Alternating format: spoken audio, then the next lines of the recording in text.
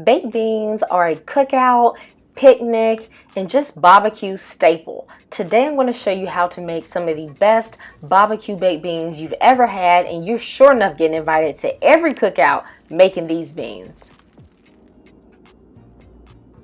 The ingredients for these baked beans are really simple. These are things that pretty much everyone has around their house.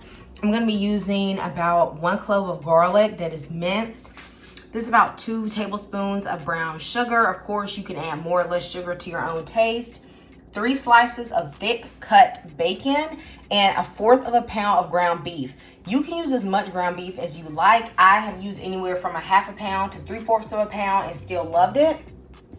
2 cans of baked beans. I am a little bit partial to the Bush's baked beans, so I would recommend this brand, but you can use any brand that you prefer. 1 bell pepper. This is 1/2 of a medium onion. Barbecue sauce, and I'm using a homemade barbecue sauce today. Mustard and ketchup.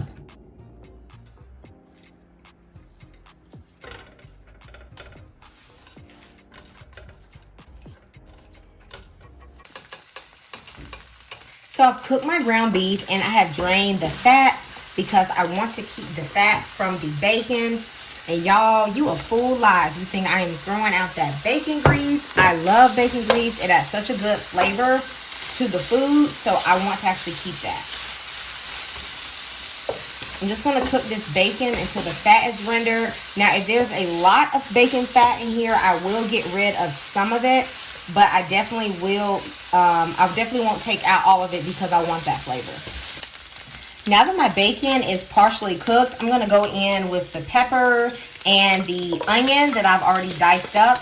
And I'm going to saute this really well because I don't like that raw flavor in my baked beans. Even though I am going to be putting this in the oven, look, it's just not enough. Onion and peppers can just be really raw.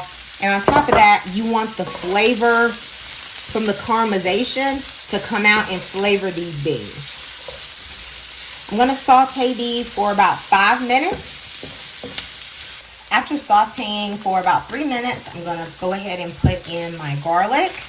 I'm going to let that saute. I didn't put that in at the beginning with the onions and peppers because I don't want the garlic to burn. So I'm just going to saute this for about 2 more minutes. It's now time to put in the beans. I am going to be putting in the beans with the juice. I'm not draining them. But you want to remember that some of the liquid is going to dry up when we go to bake this in the oven. Right now, I am just adding everything on the stove because I'm going to put in my barbecue sauce and everything like that. And I want to just taste it to see how I like it. And then we're going to bake it. Once the beans have warmed up, it's now the time to go in and start adding in all my seasonings. I'm going to start with my sugar and then my mustard for a little tang. I'm going to in total put about 1/2 tablespoon of mustard. Then I'm going to go in with my ketchup, just about a tablespoon. And this is actually a sugar-free ketchup, but anyone will do. And some barbecue.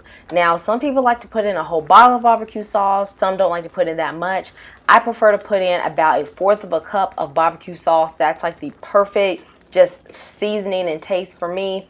And then I thought, need a little extra garlic. Okay, so I put in about a teaspoon of garlic powder and I mix everything in and just allow those flavors to simmer for just about 2 minutes just to allow them all to come together. Now, I'm going to bake these beans. I have my oven preheated at 350 degrees, and I'm going to slide all of these beans into a casserole dish. I think that baked beans should bake for about 1 hour. You could also do 30 minutes. If you want your beans to be thicker, you should bake them uncovered because some of the syrup is going to dry up. If you want them to be a little looser, then you should bake them with foil on top. If your beans come out too thick, just add a little bit of water to them to loosen them up and they'll be good to go. Now, these are my beans after baking for 1 hour. They have a delicious caramelized crust.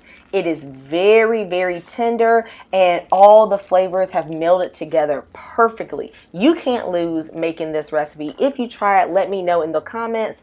Guys, I love you and God loves you, and I'll see you next time. Goodbye.